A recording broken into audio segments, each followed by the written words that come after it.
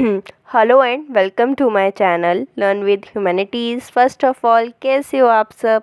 I hope कि आप सब ठीक होंगे एंड आई ऑल्सो होप कि आप आज के इस लेक्चर के लिए सुपर डुपर रेडी होंगे। तो लास्ट वीडियो में मैंने हिस्ट्री का क्लास 12 फर्स्ट चैप्टर कंप्लीट करवाया था, है ना? तो इस वीडियो के थ्रू आज हम सेकेंड थीम उसका कवर करेंगे, ठीक है, which is Kings, farmers and towns, early state and economics. Okay, ठीक है। So let's start the video without any further delay. तो प्रीवियस चैप्टर में हमने हड़प्पा सिविलाइजेशन को कवर किया था ना, एंड अब इस चैप्टर में थोड़ा कुछ उसके आगे की कहानी समझेंगे कि हमारे कुछ किंग्स आए, फार्मर्स उनका बताया जा रहा है, उस टाइम पे जो टाउन्स थे, शहर थे, उनके बारे में आपको कुछ बताया जा रहा है। तो बस ये कुछ चीज़ें हमें इस चैप्टर के थ्रू कवर करनी है। तो there are several developments in different parts of the subcontinent during the long span of 1500 years following the end of Harappan civilization। तो तुमसे कह रहे हैं कि जब हड़प्पन civilization का एंड हुआ उसके बाद भी हमारी हिस्ट्री में अलग अलग टाइप के डेवलपमेंट हुए, एंड कुछ टाइम के बाद ऐसा पीरियड आ जाता है जब हमारा ऋग्वेदा कंपोज हुआ था by people living along the Indus and its tributaries. ठीक है, तो हड़प्पन सिविलाइजेशन के बाद भी बहुत सारे चेंजेस आए। Next, from 6th century BCE there is evidence that there were other trends as well as. अच्छा, यहाँ पे BCE और CE का सबको मतलब पता है ना, before common era and common era. Okay, पता ही होगा, लास्ट ईयर तो पढ़ा ही होगा, है ना? ओके, तो कह रहे हैं तो 6th century के बाद अलग ट्रेंड्स आने लग जाते हैं। तो क्या थे ये अलग ट्रेंड्स? तो स्टेट्स बनने लग जाते हैं, ठीक है, किंगडम, साम्राज्य बनने लग जाते हैं, पॉलिटिकल प्रोसेस भी स्टार्ट हो जाता है, अलग अलग एरिया में राजा बनने लग जाते हैं। बहुत सारे ऐसे एरिया थे जहाँ पे agriculture production was organised, agriculture production अच्छे से होने लग जाता है। बहुत सारे ऐसे जगह थी जहाँ पे नए नए शहर आने लग जाते हैं, ठीक है। और ये तो कुछ इंट्रो था इस हमारे इस चैप्टर का। और नेक्स्ट इसके बाद जो हमारा फर्स्ट टॉपिक है वो है तो प्रिंसिप एंड पियादासी। तो अराउंड 1830s एक कंपनी थी, ईस्ट इंडिया कंपनी, एंड उसके एक ऑफिसर थे जेम्स प्रिंसिप, एंड ये हमारी दो भाषा को डिसाइफर करती हैं। डिसाइफर क्या होता है? मतलब पढ़ना समझते हैं, ठीक है। बरामी और खरोष्टी को ये समझने लगते हैं। और ये जो सॉरी स्क्रिप्ट्स है ना, ये ज़्यादातर हमारी हिस्ट्रीज में, एंड जो हमारे कॉइन्स हैं नॉर्मली वो ब्राह्मी होता था या खरोष्टी होता था, ठीक है। एंड जब इनको ये समझ आने लगा ना, तो इन्हें यार समझ आया कि यार एक नाम है जो बार बार हिस्ट्री में रिपीट हो रहा था, एंड वो नाम क्या है? पियादासी, ठीक है। एंड इसका मतलब क्या होता है? प्लेजेंट टू बीहोल्ड, मतलब कोई ऐसा इंसान जो बहुत प्लेजेंट सा हो, ठीक है। नेक्स्ट जब ये थोड़ा और इन्हें आगे हमने झांका या मतलब रिसर्च हुई ना, तो हमें समझ आया कि जो हमारे किंग अशोका थे, ये उनके लिए यूज़ होता था। जितने भी बुद्धिस्ट टेक्स्ट होते थे ना, उसमें राजा अशोका का तो बहुत ज़्यादा जिक्र किया जाता था, एंड उस टाइम पे ऐसे लोग कुछ इंस्क्रिप्शंस पढ़ते थे और उन्हें राजा के बारे में जो है पता चलता था, ठीक है। नेक्स्ट टॉपिक है हमारा द अर्लीस्ट स्टेट्स, ठीक है। तो उस टाइम पर जो साम्राज्य बने, जो किंगडम बने, उसके बारे में तुम्हें कुछ बताया जा रहा है। जो 600 BCE वाला टाइम पीरियड था ना, हम इसे मानते हैं कि ये हमारी हिस्ट्री में एक टर्निंग पॉइंट था। क्यों था ये एक टर्निंग पॉइंट? क्योंकि इस टाइम पीरियड में राज्य बन रहे थे, नए नए शहर बन रहे थे, लोग आयरन का यूज़ बहुत ज़्यादा करने लग गए थे, कॉइनेज आ गया था, मतलब लोग कॉइन को भी यूज़ करने लग गए थे, एंड इस टाइम पे थॉट सिस्टम भी लोगों का ग्रो होने लग गया था, एंड इस टाइम पे बुद्धिज़्म और जैनिज़्म का ओरिजिन होता है। काफ़ी ज़्यादा डेवलपमेंट्स इस टाइम पीरियड में होते हैं, ठीक है। Early Buddhist and Jain text mention among other things 16 states known as Mahajanapads. Although the list varies some, names such as Baji, Magadha, Koshala, Kuru, Panchala, Gandhara and Avanti occur frequently. Clearly these were amongst the most important Mahajanapads. तो जो बहुत पहले के Buddhist और Jain text हैं वो पढ़ने के बाद हमें अंदाज़ा लगा कि उस टाइम पर 16 स्टेट्स थे जिनको अगेन महाजनपद कहा जाता था। ठीक है, 16 मेजर स्टेट्स थे जिनको हम महाजनपद कहते थे एंड इन 16 स्टेट्स का नाम ना थोड़ा थोड़ा वेरी करता है अलग अलग स्क्रिप्ट्स में, पर जो कुछ कुछ इम्पॉर्टेंट है ना उनका नाम है यहाँ पे वाजी, मगध, कौशल, कुरु, पंचाल, गंधारा, अवंती। ठीक है, ये मेन है जैसे मैंने आपको पहले भी बताया। एंड ये जो नाम है ये हमारे कुछ फेमस महाजनपद हैं एंड इन्हीं का नाम जो है बार बार रिपीट होता है और हमारे हिसाब से ये इम्पॉर्टेंट रहे होंगे। ठीक है, ज़्यादातर जो महाजनपद थे उनको राजा संभालते थे। ठीक है, दे वर रूल्ड बाय किंग्स एंड अब कुछ एरियाज ऐसे होते थे जिनको हम गन्स और संघ्स कहते थे। अब गन्स और संघ्स क्या होता है, देखो 5-6 किंगडम्स को अगर हम कंबाइन कर लें तो वो संघ्स बन जाता है। तो गन्स या फिर संघ में क्या होता था, एक राजा नहीं होते थे, 4-5 राजा साथ में संभालते थे, एक से ज़्यादा राजा होते थे। इसको हम कहते थे ओलिगार्की सिस्टम। ठीक है, अब ये क्या होता है, वही जब एक से ज़्यादा राजा हों। ओके, नेक्स्ट महावीर और जो बुद्धा थे वो भी ऐसे अलग अलग संघ को जो है बिलोंग करते थे एंड अभी इस पर इतना फोकस करने की ज़रूरत नहीं है, आगे चैप्टर्स में आपको इन डिटेल इसके बारे में पता चलेगा। ठीक है, नेक्स्ट तो इन संघ में क्या होता था, संघ या संघा भी लोग बोलते हैं ऐसे, जो भी ज़मीन था, जो भी रिसोर्स था, ये सब जो है राजा संभालते थे कलेक्टिवली। ठीक है, एग्जाम्पल अगर 3 राजा संभाल रहे हैं एक जगह को तो वो रिसोर्सेज और जगह संभालते थे वहाँ की। ठीक है, रिसोर्सेज लैंड वो संभालते थे वहाँ की। And although their histories are often difficult to reconstruct due to lack of resources. Some of these states lasted for nearly 1,000 years. हमें थोड़ा थोड़ा ही आइडिया है इन सब के बारे में क्योंकि ज़्यादातर स्क्रिप्ट्स हमें मिली नहीं, हमारे पास ज़्यादा प्रूफ नहीं है, हमारे पास इन डिटेल हमें कुछ पता नहीं है इनके बारे में। ओके, नेक्स्ट क्या कह रहे हैं कि हर एक महाजनपद का एक कैपिटल होता था, हर एक साम्राज्य का एक कैपिटल रहता था एंड ये जो कैपिटल सिटी होती थी हर एक महाजनपद के, which was often fortified, which means यहाँ पर फोर्ट्स होते थे, यहाँ पर प्रॉपर डिफेंस के रिलेटेड चीज़ें बनाई जाती थी। नेक्स्ट हमने देखा 6 सेंचुरी BC के बाद जो हमारे ब्राह्मण्स थे सोसाइटी में वो संस्कृत टेक्स्ट लिखने लग जाते हैं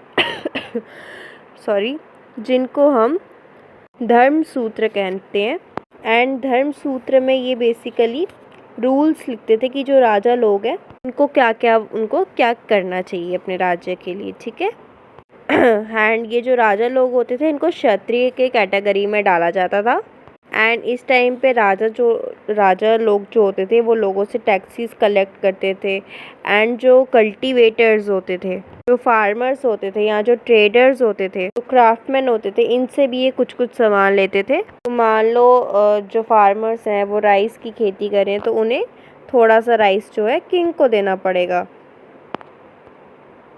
ठीक है, तो इस तरह से इनका सिस्टम चलता था, टैक्स कलेक्ट किया जाता था। एंड जो पैस्टरलिस्ट होते थे और जो फॉरेस्ट पीपल होते थे, मान लो जो आदिवासी है, ये जो पैस्टरलिस्ट है, पैस्टरलिस्ट मतलब जिसके पास बहुत ज़्यादा एनिमल्स हैं, एनिमल्स को लेकर एक जगह से दूसरी जगह घूमते रहते हैं, तो ये भी राजा रानी को कुछ टैक्स वैक्स पे करते थे क्या, तो we are not sure about it, मतलब इतने ज़्यादा प्रूफ नहीं है कि एग्जैक्ट आइडिया लग पाए क्या होता था, हम लोग थोड़ा थोड़ा अंदाजे में चलते हैं। ओके, तो नेक्स्ट तुम्हें मगध के बारे में बताया जा रहा है। अभी हमने पढ़ा ना 16 महाजनपद थे, तो उसमें से अब हम मगध के बारे में पढ़ेंगे। Okay. Between the 6th and the 4th centuries BCE, Magadha को in present day Bihar, okay, तो इन प्रेजेंट डे मगध को जो है बिहार कहा जाता है। It becomes the most powerful Mahajanapada. Okay, तो कह रहे हैं कि 6 से लेकर 4th सेंचुरी के बीच में जितने भी महाजन पद थे उसमें से सबसे पावरफुल कौन सा था? मगध। और मगध को अगेन आज के टाइम पे बिहार कहते हैं। ठीक है, मैंने अभी भी बताया आपको। ठीक है। Modern historians explain this development in a variety of ways. Magad was a region where agriculture was especially productive. तो जो हमारे modern historians हैं वो अपने अलग अलग reasons देते हैं कि मगध इतना powerful क्यों था। तो जो मगध का इलाका है ना, वहाँ पे खेती बहुत अच्छे से होती थी, बहुत प्रोडक्टिव ज़मीन थी उसकी। तो एक रीज़न तो ये है। ठीक है। नेक्स्ट, इसके जो कुछ हिस्से हैं जिसको आज के टाइम पे झारखंड कहते हैं, इन्हें वहाँ से ने आयरन बहुत अच्छे से उसकी प्रोडक्शन होती थी। सॉरी, उसके रिसोर्सेज सॉरी तो सॉरी, मेरी थोड़ी तबीयत ठीक नहीं है। अच्छा, तो सॉरी, मैंने बोलता आयरन के रिसोर्सेज होते थे वहाँ काफ़ी ज़्यादा अच्छे, जिसे यूज़ कर ये टूल्स एंड वेपन्स बनाते थे उसका यूज़ कर। ठीक है। Elephants an important component of the army were found in the forest in the region. तो जो एलिफेंट्स थे वो एक इम्पॉर्टेंट कंपोनेंट थे आर्मी के, और जो फॉरेस्ट में जो मिलते थे इस रीजन में। Also the Ganga and its tributaries provided a mean of cheap and convenient communication. तो गंगा नदी एंड उसकी जो ट्रिब्यूटरीज हैं, तो उसके ज़रिए ये लोग काफ़ी आसानी से कम्युनिकेशन कर पाते थे। तो इन सभी रीजंस की वजह से मगध हमारा काफ़ी पावरफुल किंगडम था। ये तो हमने बता दिया कि जोग्राफिकली उस एरिया में क्या खास था। अब नेक्स्ट, अगर आप वहाँ पे कुछ बुद्धिस्ट और जैन टेक्स्ट पढ़ोगे तो लोग ऐसा भी बोलते हैं कि मगध का डेवलपमेंट वहाँ के राजाओं ने करा। ठीक है। वहाँ पे बहुत एम्बिशियस, बहुत स्ट्रॉन्ग राजा लोग रहे हैं। ठीक है। जैसे कि Bimbisara, Ajatashatru and Mahapadmananda were the best known and their ministers who help implement their policies. तो ये बहुत स्ट्रॉन्ग मिनिस्टर्स वहाँ पे रहे हैं जिन्होंने काफ़ी अच्छा वहाँ पे डेवलपमेंट करा। ओके। ठीक है। इनिशियली स्टार्टिंग में मगध का कैपिटल क्या था? राजगृह। ठीक है। तो इस नाम का बेसिकली मतलब बन रहा है राजा का घर। ठीक है। तो ये इसका कैपिटल राजगृह था। ठीक है। कुछ टाइम के बाद ये लोग कैपिटल को शिफ्ट कर देते हैं, मतलब वो कैपिटल हटाकर ये लोग पाटलिपुत्रा को कैपिटल बना देते हैं। पाटलिपुत्र मतलब आज के टाइम का पटना। ओके। तो पहले राजगृह था, उसके बाद ये लोग पाटलिपुत्रा को अपना कैपिटल बना लेते हैं। तो नेक्स्ट टॉपिक है हमारा एन अर्ली एम्पायर। एक स्टार्टिंग में जो एम्पायर होता है उसके बारे में हम डिस्कस करेंगे। तो जैसे जैसे हमारा मगध जो है जैसे जैसे मगध जब हमारा थोड़ा थोड़ा ग्रो करा, उस टाइम के अराउंड मौर्यन एम्पायर स्टार्ट हो जाता है। ठीक है। एंड मौर्यन एम्पायर को फाउंड किसने करा था? चंद्रगुप्त मौर्य ने। तो धीरे धीरे चंद्रगुप्त मौर्य अलग अलग रीजन्स पर कंट्रोल करना स्टार्ट कर देते हैं, जैसे कि अफ़गानिस्तान एंड बलूचिस्तान। एंड उनके जो ग्रैंडसन होते हैं वो होते हैं अशोका। ठीक है। जो कि उस टाइम पे वन ऑफ फेमस किंग्स थे। ठीक है। और अशोका क्या करते हैं? कलिंगा के ऊपर भी कॉन्क्वेस्ट कर देते हैं। तो बेसिकली कलिंगा में एक वॉर होता है, जिसके बाद अशोका को रियलाइज़ होता है कि यार वॉर करना, वायलेंस करना अच्छा नहीं है। तो हाँ, ये कुछ हमारे फेमस लीडर्स थे। तो next, finding out about sorry, finding out about the Mauryas. हमको कैसे पता मौर्यास के बारे में, ये तुम्हें समझाया जा रहा है। तो अलग अलग तरीके हमने मौर्यास के बारे उनको जानने में उनको मतलब यूज़ करे। तो उनमें से एक तरीका जिसमें से मेगाथनीज एक ग्रीक एम्बेसडर थे, ठीक है। तो चंद्रगुप्त मौर्य के कोर्ट में थे, तो इन्होंने कुछ कुछ लिख रखा था चंद्रगुप्त मौर्य के बारे में। तो उससे हमने थोड़ा समझा, थोड़ा उससे अंदाज़ा लगाया कि अच्छा ये था, ठीक है।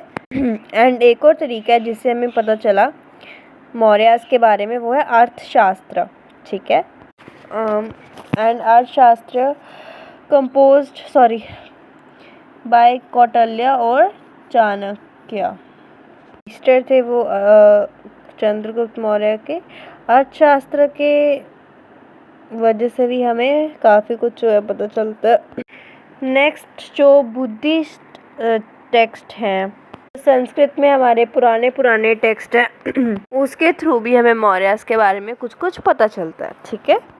Next, while these are useful, the inscriptions of Ashoka on rocks and pillars are often regarded as amongst the most valuable resources। तो ये सारे टेक्स्ट तो यूज़फुल थे, पर सबसे ज़्यादा यूज़फुल पता है हमारे लिए क्या था? किंग अशोका थे ना, वो क्या करते थे, वो पिलर्स पे, पत्थर पे कुछ कुछ लिख देते थे। वो हमारे लिए सबसे इम्पोर्टेंट सोर्स रहा है। तो अशोका पहले ऐसे राजा थे, जैसे मान लो कोई मंदिर है, बाजार वाला, मतलब कोई क्राउडेड एरिया है, वहाँ पर पिलर रख देते थे, उस पर कुछ कुछ लिख देते थे। एंड वहाँ के जो पीपल थे वो उसे पढ़ते थे कि राजा उनसे क्या कहना चाहता है। तो हमारे हिसाब से अशोका पहले ऐसे राजा थे जिन्होंने ऐसा करना स्टार्ट कर दिया कि मतलब उन्होंने अपनी जनता के लिए कुछ कुछ मैसेजेस लिखना स्टार्ट कर दिए। अशोका धम्मा नाम के प्रिंसिपल के ऊपर विश्वास करते थे, ठीक है। थम्मा में अशोका क्या क्या कहते थे? थम्मा में बेसिकली ये मतलब होता था, किंग अशोका बोलते थे एल्डर्स की रिस्पेक्ट करो, जो ब्राह्मण्स हैं उनकी रिस्पेक्ट करो, सबके साथ काइंड रहो, नेबर्स के साथ लड़ाई मत करो, स्लेव्स एंड सर्वेंट्स को भी बहुत अच्छे से ट्रीट करो, रिलीजन एंड ट्रेडिशन की अच्छे से मतलब इज्जत करो, रिस्पेक्ट दो।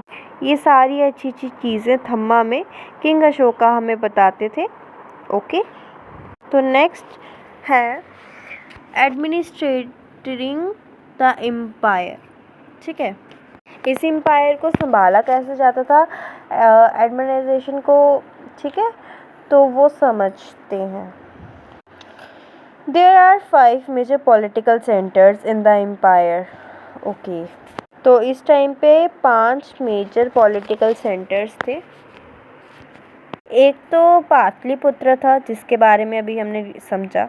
इसके अलावा तक्षशिला, उज्जैन, तोसाली और Swarnagiri, all mentioned in Ashokan inscriptions.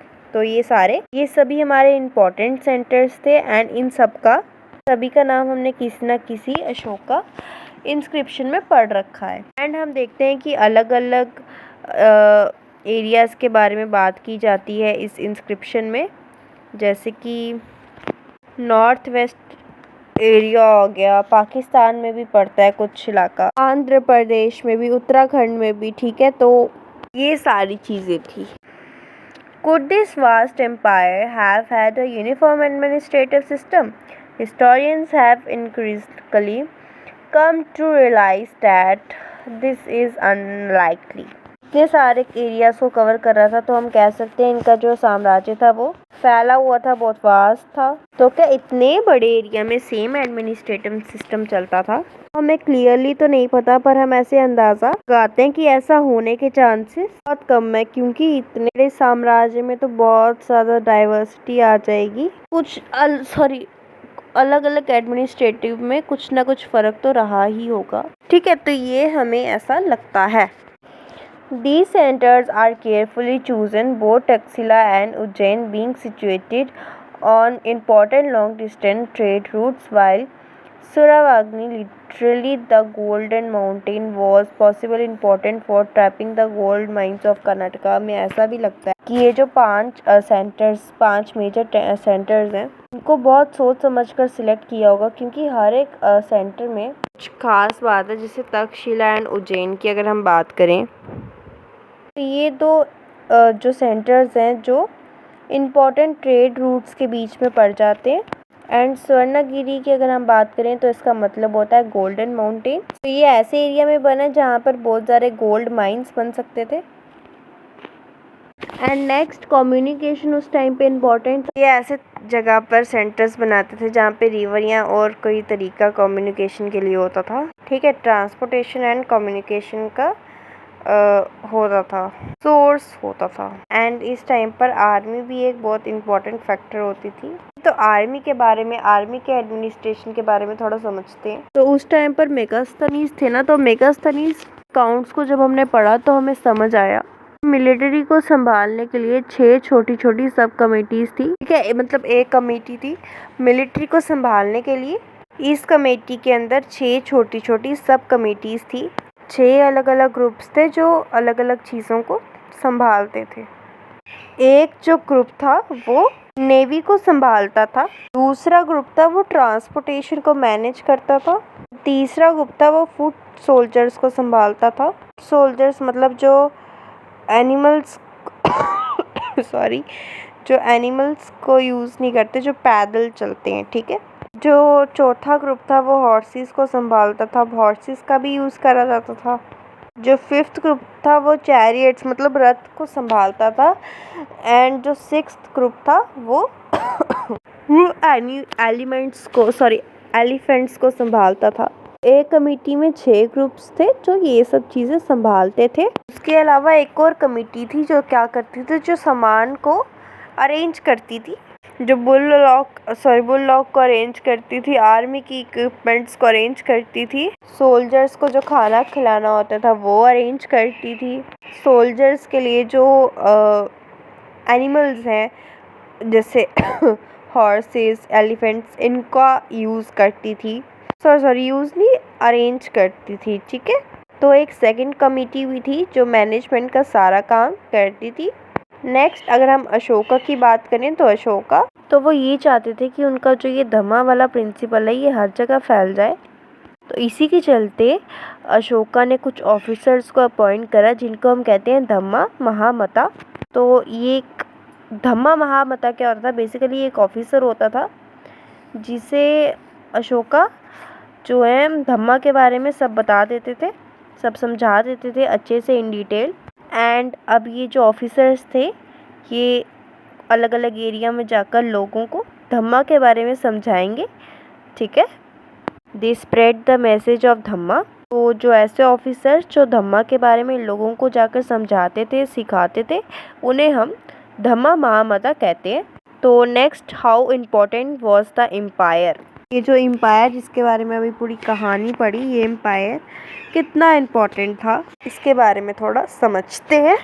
तो हमारे हिस्ट्री में मौर्यन एम्पायर का जो टाइम पीरियड है हम उसे मेजर लैंडमार्क मानते हैं। क्यों मानते हैं, हमने अभी डिस्कस करा था ना कि इस टाइम पीरियड में बहुत सारे डेवलपमेंट होते हैं जो कि पहले नहीं हो रहा था। नेक्स्ट, मौर्यंस का जो टाइम पीरियड है, इस टाइम पर हमें बहुत स्टोन स्कल्पचर देखने को मिले। ठीक है, बहुत बढ़िया तरीके से ये लोग आर्ट भी बनाते थे। नेक्स्ट, इस टाइम पीरियड में जो किंग अशोका के इंस्क्रिप्शंस है ना, ये हमें बहुत यूनिक लगे। इससे पहले हमने नहीं देखा था कि ऐसे राजा अलग अलग इंस्क्रिप्शंस को ऐसे कर रहे हैं। ठीक है, तो ये चीज़ भी हमें बहुत अच्छी लगी। हमें ये सारे इंस्क्रिप्शंस पढ़ने के बाद पता चला कि किंग अशोका बहुत पावरफुल है, बहुत एम्बिशियस थे एंड बहुत हम्बल थे, बहुत अच्छी अच्छी काइंड चीज़ें भी बोलते थे वो। जैसे किंग अशोका से पहले जो राजा थे वो फालतू में अपनी झूठी झूठी तारीफ़ें करवाते थे, पर जो किंग अशोका थे सॉरी, जैसे हमने अभी पढ़ा था कि उन्होंने धामा के ज़रिए लोगों को बताया कि कैसे रिस्पेक्ट करनी होती है सभी की, है ना। इन्होंने काफ़ी हम्बल चीज़ें लिख रखी हैं। पर मौर्यन एम्पायर इतना भी इम्पोर्टेंट नहीं था। क्यों? It lasted about 150 years. Mauryan empire कुछ 150 ईयर्स चलता है, जो कि देखा जाए इतना कुछ खास टाइम नहीं है एंड बहुत बड़े सम कॉन्टिनेंट को भी कवर नहीं करा था। नेक्स्ट इनका जो कंट्रोल का तरीका था वो भी यूनिफॉर्म नहीं था। एडमिनिस्ट्रेटिव में भी आगे जाकर कुछ दिक्कतें आने लगती हैं एंड 150 ईयर्स के बाद क्या होता है, नए नए साम्राज्य, नए नए किंगडम्स आने लग जाते हैं। वो शायद मौर्यन एम्पायर में कुछ कमियां भी थी। ठीक है, next new notions of kingship. इसमें अब हमें थोड़ा साउथ के बारे में बताया जा रहा है। मौर्यन एम्पायर तो पढ़ लिया, थोड़ा साउथ के बारे में पढ़ते हैं। कह रहे हैं जो डेक्कन वाला है थोड़ा इलाका है, मतलब थोड़ा अगर हम साउथ की तरफ जाएं तो वहाँ पर हमारे राजा हुआ करते थे, मतलब कि किंगडम हुआ करते थे। ठीक है, जैसे कि चोलास, चेरास, पांड्यास, ये कहाँ थे, तमिलकलम में। ठीक है, तमिलकम मतलब तमिलनाडु का जो एरिया है ना, उसे तमिलकम बोला जाता था। ठीक है, तमिलकम में क्या क्या आ जाता था, आज के टाइम का जो तमिलनाडु है उसमें आंध्र प्रदेश है, केरला है, ये सब उसमें आ जाता है। ये जो मैंने अभी तुम्हें अलग अलग राजाओं के नाम बताए, चोला, चेरास, पांड्या, इनके बहुत स्टेबल किंगडम थे एंड बहुत अमीर से किंगडम थे इनके। ठीक है, तो अब इनके बारे में हमें कहाँ से पता चला, बहुत से सोर्सेज हैं, जैसे कि तमिल संगम टेक्स्ट। पुराने टाइम के तमिल टेक्स्ट होते हैं ना, उन्हें तमिल संगम टेक्स्ट कहा जाता है, वहाँ से भी हमें ये सब पता चला है। ठीक है, हम सातवाहनास के बारे में बात करें तो ये ऐसे किंग्स थे जिन्होंने ईस्टर्न एंड सेंट्रल इंडिया के ऊपर कंट्रोल करा था। और खास शाखास कौन थे, a people of Central Asian origin who established kingdom in northwestern and western parts of the subcontinent, derived revenues from long distance trade। Okay, central Asia के लोग थे जिन्होंने नॉर्थ वेस्ट में जाके साम्राज्य, किंगडम बनाया। तो सातवाहनास, शाखास, ये लोग काफी रिच थे। क्योंकि ये लोग बहुत ज्यादा ट्रेड करते थे, दूर दूर के इलाकों के साथ ये लोग ट्रेड करते थे। तो नेक्स्ट टॉपिक है हमारा डिवाइन किंग्स। डिवाइन किंग्स मतलब उस टाइम पे जो राजा होते थे ना, वो अपने आप को, बहुत से राजा लोग जो होते थे वो अपने आप बारे में ऐसी बात करते थे जैसे वो लोग भगवान है। ये स्ट्रेटजी ना हमने सबसे ज़्यादा खुशानास के साथ देखी है। ये 1st सेंचुरी BCE के अराउंड जो खुशानास के लोग थे वो अपने आप को मतलब भगवान की तरह ट्रीट करते थे। हमें ऐसा भी लगा कि इनके जो कुछ राजा हैं, उनकी मूर्ति इन्होंने बनाकर रखी है। और जो बहुत सारे खुशानास थे ना, अपने आप को सन ऑफ गॉड बोलते थे। सन ऑफ गॉड मतलब अपने आप को भगवान के बच्चे मानते थे, देव पुत्र, ठीक है, मानते थे वो। एंड यही सेम चीज़ ना हमने चाइना में भी देखी है। चाइना के जो रूलर्स होते हैं ना, वो अपने आप को सन ऑफ हेवन बोलते हैं, मतलब इनके सन है वो लोग। तो ये लोग अपने आप को राजा नहीं, भगवान के साथ कंपेयर करते थे। नेक्स्ट क्या होता है, 4th सेंचुरी आते आते और बड़े बड़े साम्राज्य बनने लग जाते हैं, जैसे हमारा गुप्ता एम्पायर। अब गुप्ता एम्पायर ऐसे जो साम्राज्य थे वो समानता के ऊपर डिपेंडेंट थे। समानता कौन थे, फॉर एग्जांपल मान लो एक साम्राज्य है एंड उस साम्राज्य में ऑफ कोर्स कोई राजा तो होगा एंड उस किंगडम में ना कुछ ऐसे लोग होते हैं जो बहुत स्ट्रांग होते हैं, जैसे जमींदार टाइप, जिनके पास बहुत पैसा होता है, आर्मी होती है। ऐसे लोग जो किंगडम में बहुत रिच एंड पावरफुल होते हैं पर राजा तो नहीं होते, ऐसे लोगों को समानता कहते हैं। तो अक्सर क्या होता था, राजा लोगों को ना समानता सपोर्ट करते थे। जैसे राजा को कभी वॉर पे जाना है तो समानता उन्हें पैसे दे देंगे, उन्हें आर्मी दे देंगे। तो समानता राजा के लिए भी बहुत इम्पोर्टेंट हुआ करते थे उस समय में। कभी कभी तो ऐसा होता था कि साम्राज्य, किंगडम में समानता इतने पावरफुल बन जाते थे कि वो राजा को हटाकर खुद राजा बन जाते थे। Histories of the Gupta rulers have been reconstructed from literature, coins and inscriptions। हमें कहाँ से पता चल रहा है इतना ज़्यादा गुप्ता लोगों के बारे में, गुप्ता रूलर्स के बारे में? तो लिटरेचर से, कॉइन से, इंस्क्रिप्शन से हमें पता चल रहा है। इंक्लूडिंग प्रशतीज से भी हमें पता चल रहा है।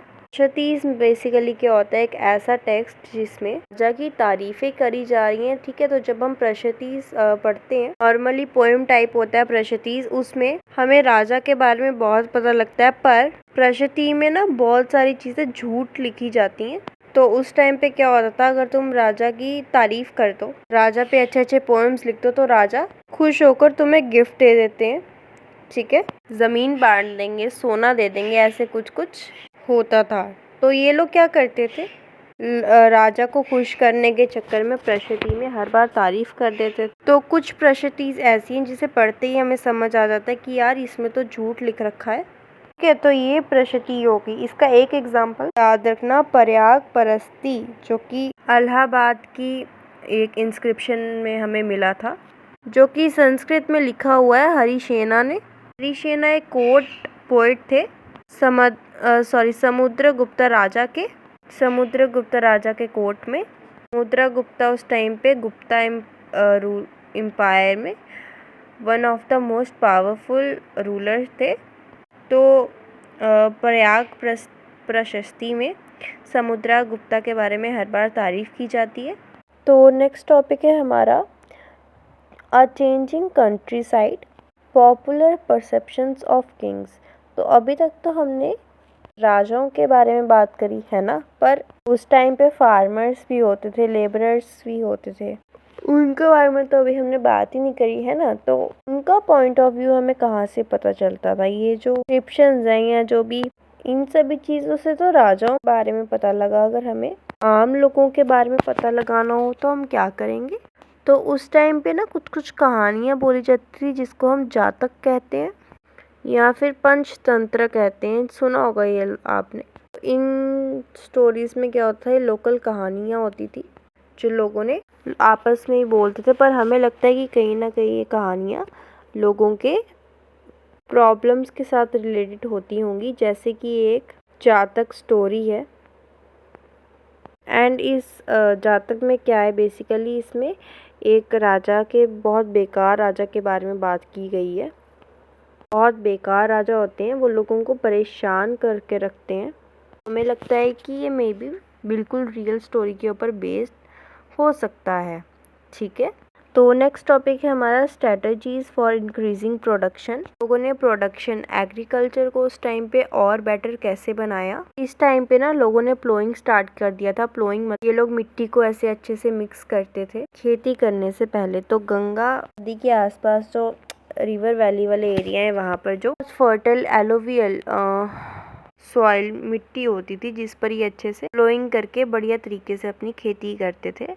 एंड कुछ टाइम के बाद ना इन्होंने आयरन टिप करके एक टूल यूज करना शुरू कर दिया प्लोइंग के लिए, जिसके थ्रू इनकी खेती और अच्छी हो गई थी। इन्हें ट्रांसप्लांटेशन भी करना आ गया था। ट्रांसप्लांटेशन बेसिकली क्या होता है, ये जब हम लोग राइस की खेती कर रहे होते हैं ना, तब कुछ लोग करते हैं, पहले राइस की खेती करते हैं, और जो राइस का प्लांट जब थोड़ा सा बड़ा हो जाता है ना, तो उसे हटाकर प्रॉपर एरिया में लगाकर उसे और अच्छे से ग्रो करने लग जाते हैं। तो ट्रांसप्लांटेशन एक तरीका होता है जिससे हम राइस की खेती और अच्छे से कर पाते हैं, ठीक है। तो लोगों को ट्रांसप्लांटेशन करना आ गया था पानी के लिए, मतलब खेती कर रहे हैं तो पानी तो चाहिए होगा इरिगेशन के लिए। ये लोग वेल यूज़ करते थे, टैंक्स यूज़ करते थे, एंड कुछ कुछ एरियाज़ में ये लोग कैनाल भी यूज़ करने लग गए थे, ठीक है। Next, differences in rural society. जैसे तुम्हें इकोनॉमिक्स में छोटी क्लासेस में 9th-10th में आया जाता है ना कि हमारे फार्मर्स अलग अलग टाइप के होते हैं। कुछ स्मॉल फार्मर्स होते हैं, कुछ मीडियम फार्मर्स होते हैं, कुछ लार्ज फार्मर्स होते हैं। ऐसा ही अलग अलग कैटेगरीज में उस टाइम पर भी फार्मर्स को बांटा गया था। जैसे कि एक टर्म है जो हमारी हिस्ट्री की इंस्क्रिप्शन में हमें बार बार रिपीट होते हुए दिखा, उसका नाम है गहापति, ठीक है। तो गहापति एक ऐसे पर्सन जो मतलब थोड़े ज़्यादा पावरफुल होते थे, जो कि मतलब एक फैमिली या फिर एक एरिया के थोड़े से हेड भी हो सकते थे, ठीक है। नेक्स्ट, तमिल लिटरेचर में भी हमें ऐसी ऐसी चीज़ें पढ़ने को मिली जिससे हमें पता चला कि अच्छा, अलग अलग लोगों के लिए अलग अलग शब्द यूज़ किया जाता था। जैसे अगर कोई बहुत बड़ा लार्ज लैंड ओनर है जिसके पास बहुत ज़्यादा ज़मीन है, तो उससे वेललर कहा जाता था, ठीक है। और अगर कोई प्लोइंग का काम करते तो उन्हें जावर कहा जाता था। अगर कोई स्लेव है तो स्लेव के लिए अडिमाई कहा जाता था। तो ये कुछ चीज़ें हमें तमिल लिटरेचर में देखने को मिली।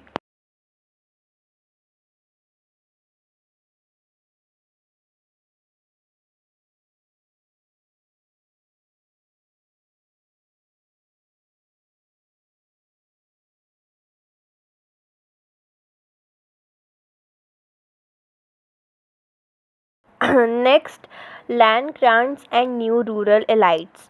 तो लैंड ग्रांट्स का क्या मतलब होता है? ज़मीन बांट देना।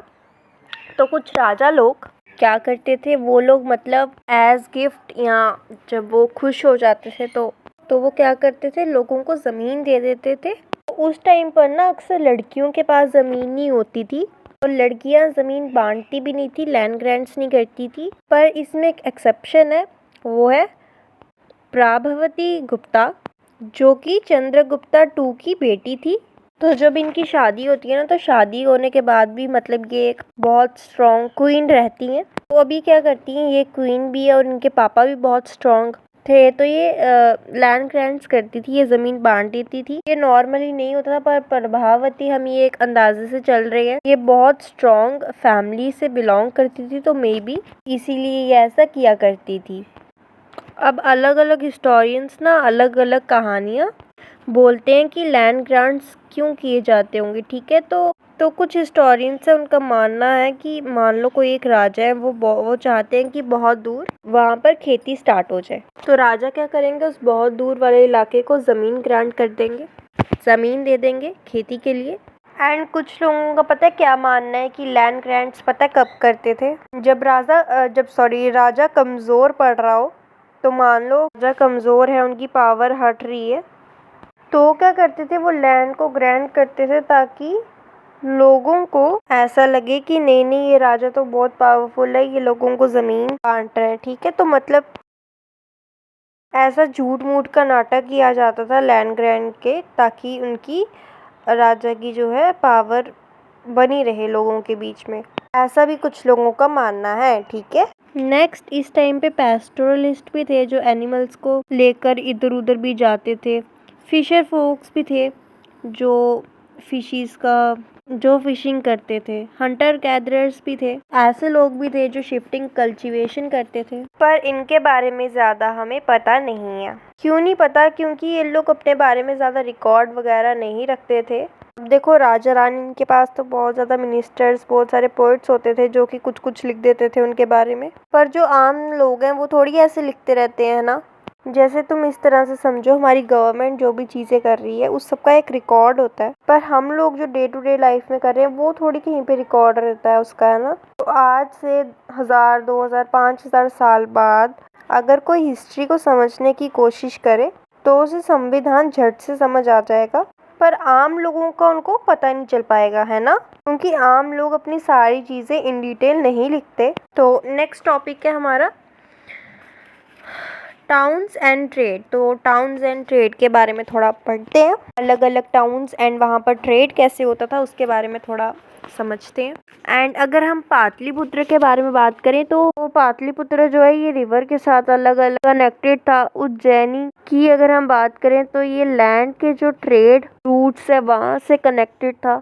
जो पुहार नाम का एरिया वो सी कोस्ट के साथ कनेक्टेड था। ऐसे अलग अलग जो टाउन्स थे वो कहीं ना कहीं से कनेक्टेड थे, जिससे अच्छे से वो ट्रेड कर पाए, ठीक है। एंड नेक्स्ट टॉपिक है urban populations, elites and crafts person. तो आज के टाइम पर जाकर ना हम हर एरिया में जाकर रिसर्च नहीं कर सकते। जैसे हड़प्पन सिटीज़ है ना, वहाँ पर कोई नहीं रहता, तो हमारे लिए बहुत आसान है वहाँ पर जाकर जाना और वहाँ पे चीज़ों को जाकर खोदना, है ना। पर बहुत सारे ऐसे इलाके हैं जहाँ पर बहुत बड़े बड़े शहर बन चुके हैं और वहाँ बहुत सारे लोग रहते हैं, बहुत पॉपुलेशन है। वहाँ जाकर खुदाई करना, रिसर्च करना हमारे लिए बहुत मुश्किल है। पर फिर भी बहुत सारे एरियाज़ हैं नदर्न स्टेट में जहाँ से हमें कुछ कुछ चीज़ें मिली हैं। पोइट्री का सामान मिला है, ठीक है, और नदर्न ब्लैक पॉलिश वेयर मिला है, प्रोबेबली यूज्ड बाय, तो ये इसका यूज़ रिच पीपल ही करते थे। एंड ऑर्नामेंट्स मिले हैं, टूल्स मिले हैं, वेपन्स मिले हैं, vessels, gold, silver, copper, bronze, ivory, glass, shell and terracotta, ये सब चीज़ें मिली हैं, ठीक है। नेक्स्ट क्या होता था, कुछ कुछ जगह पे गिल्ड्स के बारे में बात की जाती है। अब गिल्ड्स क्या होते हैं? गिल्ड मतलब श्रेणी। मान लो हम 4-5 क्राफ्ट पर्सन हैं और हमने सोचा कि हम लोग साथ में मिलकर एक ग्रुप बनाते हैं ताकि हम लोग और अच्छे से काम कर पाएँ, तो वो गिल्ड हो जाएगा। तो वो उस टाइम पर गिल्ड भी हुआ करते थे। ठीक है, तो नेक्स्ट टॉपिक है trade in the sub continent and beyond. तो ट्रेडिंग के बारे में तुम्हें और इन डिटेल बताया जा रहा है। 6th सेंचुरी BCE के बाद ट्रेड बहुत ज़्यादा बढ़ गई। ठीक है, तो बहुत दूर दूर के इलाकों के साथ भी हम ट्रेड करते थे। ट्रेडिंग के लिए मतलब ये हो सकता है ये लोग चल कर जाते हो सकता है ये लोग बुलॉक का भी यूज़ करते हैं या फिर किसी और एनिमल का भी यूज़ करते हो ये। और बहुत कम ऐसे लोग होते थे जो कि सी के थ्रू ट्रेड करते थे। सी के थ्रू उस टाइम पर ट्रेड करना बहुत डेंजरस होता था। रास्ते वगैरह इनको ज़्यादा पता नहीं होते थे, तो जब ये लोग ऐसे डेंजरस रिस्क लेकर ट्रेड करते थे तो इन्हें फ़ायदा भी बहुत ज़्यादा मिलता था। ठीक है, तो जैसे तमिल लिटरेचर में ना बहुत सक्सेसफुल मर्चेंट्स के बारे में बता रखा है। ठीक है, जैसे masattuvan in Tamil and setthis and satthavahas in Prakrit could become enormously rich। ये कुछ टर्म्स हैं जो कि फेमस मतलब कि बहुत स्ट्रॉन्ग ट्रेडर्स के लिए यूज़ किया जाता है जो बहुत रिच होते हैं एंड पावरफुल होते हैं। ठीक है, नेक्स्ट कॉइन्स के बारे में तुम्हें बताया जा रहा है। टाइम पर कॉइन्स बहुत ज़्यादा यूज़ किए जाते थे एंड कॉइन्स के ऊपर कुछ कुछ लिखा हुआ होता था या कुछ कॉइन्स की जाती थी ड्राइंग्स की जाती थी। सिल्वर एंड कॉपर के कॉइन्स जनरली यूज़ किए जाते थे। ज़्यादातर कॉइन्स को किंग लाते थे, पर हाँ कुछ केसेस में ऐसा भी हो सकता है कि बहुत बड़ा बिजनेसमैन या बैंकर ये लोग भी कॉइन्स को इशू करते थे। जो पहला कॉइन था जिसके ऊपर नेम्स एंड इमेजेस हमें देखने को मिली वो ग्रीक रूलर्स के कॉइन्स थे।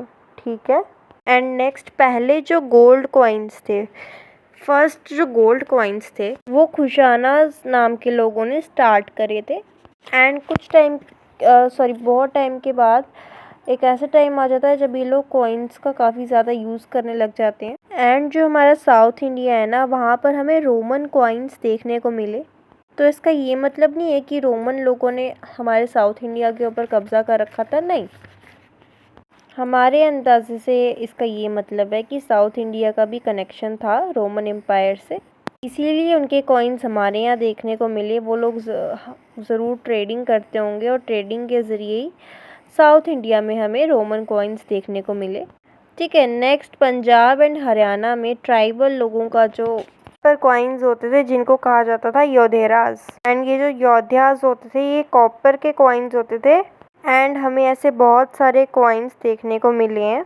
गुप्ता रूलर्स जो थे इनके पास बहुत सारे गोल्ड कॉइन्स थे एंड गोल्ड कॉइन्स बहुत बढ़िया क्वालिटी के भी होते थे। 6th सेंचुरी के बाद हम देखते हैं कि गोल्ड कॉइन्स देखने को कम हो जाते हैं। ठीक है, इसके अलग अलग रीजंस बोले जाते हैं। कुछ लोग कहते हैं कि हो सकता है कि 6th सेंचुरी के बाद इकोनॉमिक क्राइसिस आ गए हों, इसीलिए गोल्ड कॉइन्स देखने को कम हो गए।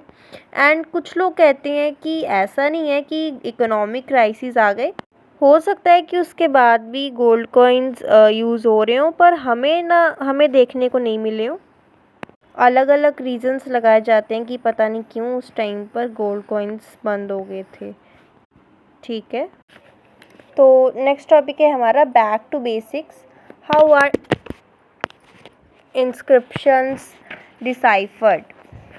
तो मैंने स्टार्टिंग में बताया ना कि प्रिंसिप ब्राह्मी को डिसाइफर कर लेते हैं, उनको पता है कि ब्राह्मी को कैसे पढ़ना है। ठीक है, उसी के बारे में थोड़ा इन डिटेल हम पढ़ेंगे। तो उस टाइम के जो स्कॉलर्स थे वो अलग अलग लैंग्वेजेस को पढ़ते थे। ठीक है, तो मतलब यही अजम्पशन में चलते थे कि हर एक को इंस्क्रिप्शन को संस्कृत लगती होगी। कुछ टाइम के बाद जेम्स प्रिंसिप हैं जो वो डिसाइफर कर लेते हैं अशोकन ब्राह्मी को।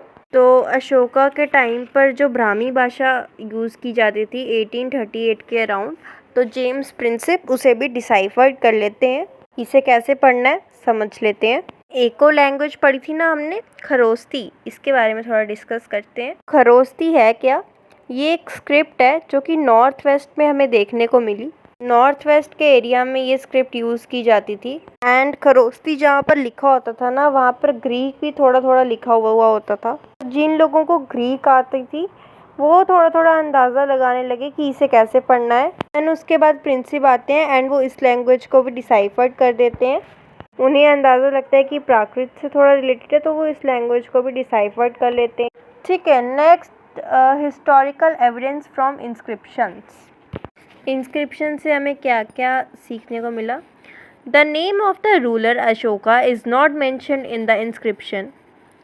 What is used instead are titles adopted by the ruler. Devanampiya, often translated as beloved of the gods, and Piyadasi or pleasant to be behold. तो ये मैंने तुम्हें पहले भी बताया था कि अशोका जो शब्द है ये बार बार इंस्क्रिप्शन में नहीं आ रहा। अक्सर पियादासियाँ देवनम प्रिया मतलब कि ऐसा इंसान जिसे भगवान पसंद करते हैं, या फिर इस टाइप के या टाइटल्स बार बार आते हैं। ठीक है, पर जब हमने थोड़ा और रिसर्च किया तो हमें पता चल गया कि अच्छा ये सारे टाइटल्स अशोका के लिए यूज़ किए जा रहे हैं। पर इनकी इंस्क्रिप्शन में जो सारी चीज़ें लिखी हैं ना, हमें कुछ कुछ चीज़ों के ऊपर शक भी होता है कि शायद ये नहीं है। जैसे एक इंस्क्रिप्शन था किंग अशोका का, जिसमें किंग अशोका बोल रहे थे कि उस टाइम का जो राजा था उनको रिपोर्ट नहीं मिलती थी। रिपोर्ट मतलब कहीं और क्या चल रहा है वो खबर राजा तक नहीं पहुंचती थी। पर ये सुनने में सच नहीं लग रहा है, इन्होंने इतने ज़्यादा डेवलपमेंट्स कर रखे थे तो इन्हें बहुत आसानी से मिल जाती होगी। ठीक है, तो कुछ कुछ चीज़ों पर हमें जो है विश्वास नहीं होता। ठीक है, कुछ कुछ चीज़ें पढ़कर तो यार ऐसा लगता है कि इतना भी नहीं होता होगा, ये ऐसे ही है। नेक्स्ट हमें ये पता है कि किंग अशोका क्या करते थे, क्राउडेड एरियाज में पत्थर या फिर पिलर्स जो होते थे उस पर कुछ कुछ लिख देते थे, है ना। पर इन इंस्क्रिप्शंस को लोग रुक कर पढ़ते थे क्या? यहाँ पर सभी लोग पढ़े लिखे थे क्या? ये कुछ क्वेश्चंस हैं जो कि हमारे दिमाग में चलते रहते हैं। ये हर जगह इंस्क्रिप्शंस तो डाल देते थे, पर इन इंस्क्रिप्शंस को पढ़ कौन रहा था? और सब वहाँ पे अगर रुक रुक कर पढ़ रहे थे तो क्या वो सभी पढ़े लिखे थे? ये सारे क्वेश्चंस हमारे दिमाग में चलते हैं। ठीक है, next the limitations of inscription evidence. जो इंस्क्रिप्शन से हमें पता चलता है ना, ये लिमिट्स हैं। ऐसा नहीं है कि इंस्क्रिप्शंस परफेक्ट होते हैं, इंस्क्रिप्शंस में भी कुछ कुछ दिक्कतें आती हैं हमें। बहुत सारे इंस्क्रिप्शंस जो होती हैं, जैसे पुरानी से पुरानी किताब अगर हम उठाएंगे तो क्लियरली दिखता नहीं है, लेटर्स डैमेज हो जाते हैं, है ना। बहुत से इंस्क्रिप्शंस टूट गए तो हमें पता नहीं, हम एग्जैक्टली पता नहीं कर पाते। तो इसको ऐसे समझ सकते हो आप कि कभी कभी आप लोग अगर आप किसी, जैसे हम लोग अगर किसी अपने दोस्त से नोट्स मांगते हैं तो हमारे दोस्त की हैंडराइटिंग इतनी गंदी होती है, इतनी गंदी हैंडराइटिंग में उसने वो नोट्स लिखे होते हैं, तो हम लोग उसको अंदाजे में चल रहे होते हैं कि शायद इसने ये चीज़ लिखी होगी। इसी तरह से जब इंस्क्रिप्शंस थोड़े डैमेज हो जाते हैं तो हम लोग अंदाज़ा लगाने लग जाते हैं कि शायद ये चीज़ लिखी होगी यहाँ पे। नेक्स्ट और क्या कह रहे हैं कि हमें इंस्क्रिप्शंस पढ़ के ना एग्जैक्ट मीनिंग नहीं पता चलता होगा। इसको आप ऐसे भी समझ लो जैसे आज के टाइम पे हम शॉर्ट वर्ड्स का काफ़ी यूज़ करते हैं, जैसे मैसेज को MSH और भी काफ़ी ज़्यादा, जैसे आप लोग लॉल वगैरह लिट वगैरह बोलते। तो अगर कोई हिस्टोरियन कोई 500-1000 साल बाद अगर इसको देखे तो उसको तो समझ ही नहीं आएगा ना कि इसका क्या मतलब है, या फिर इस टर्म का मतलब इस सेंटेंस में क्या बैठ रहा है ना। तो हो सकता है कि हम लोग जो मतलब निकाल रहे हैं वो अलग है, वो जो शब्द है अशोका के टाइम का वो उसका मतलब कुछ और होता हो, तो हम लोग एग्जैक्ट मीनिंग तक नहीं पहुंच पाते हैं कहीं पर। ठीक है, तो ऐसे बहुत सारे इंस्क्रिप्शंस हैं जिसे हमने डिस्कवर तो कर रखा है, पर उसका एग्जैक्ट मीनिंग हमें नहीं पता, मतलब हमें उसका पता नहीं लग पाया, तो हमने उसे पब्लिश नहीं करा। तो आज के टाइम में हमारे पास कोई इंस्क्रिप्शंस पढ़ रहे हैं तो वो बहुत कम है। बहुत सारे इंस्क्रिप्शंस तो टूट गए और जो हमारे पास हैं वो बहुत कम है, हमें मिले भी नहीं। नेक्स्ट और क्या दिक्कत है इंस्क्रिप्शन के साथ, इंस्क्रिप्शन में ना बहुत बड़ी बड़ी चीज़ें लिख रखी होती हैं। जैसे मान लो किसी राजा की शादी हो रही है, राजा कोई वॉर जीत गया, या राजा का कोई बेटा है हुआ है, ये सारी बड़ी बड़ी चीज़ें ग्रैंड, तो ऐसे बड़े बड़े ग्रैंड इवेंट्स के बारे में लिखा जाता है, per day to day life के बारे में इसमें नहीं लिखा जाता है। जैसे साम्राज्य की क्या दिक्कतें थी, क्या वो खुश थे, उनके बारे में नहीं लिखा जाता है। और इंस्क्रिप्शन में पता है एक आदमी का नज़रिया पता लगता है। ठीक है, तो मान लो मैं कुछ लिख रही हूँ तो मैं अपने पॉइंट ऑफ व्यू से लिखूंगी ना कि साम्राज्य में ऐसा था वैसा था। ठीक है, हो सकता है कि मेरा नज़रिया गलत हो, या हो सकता है किसी और का नज़रिया मुझसे बेहतर हो। इंस्क्रिप्शन में ना हमें पूरी कहानी पता नहीं लगती, जो भी इंस्क्रिप्शन लिखता है ना उसके पॉइंट ऑफ व्यू हमें पता लगते हैं, उसके ओपिनियंस हमें पता चलते हैं बस। एंड इसी के साथ हमारा ये चैप्टर एक्सप्लेनेशन फिनिश होती है। आई होप कि इसकी एक्सप्लेनेशन आपको समझ आई होगी।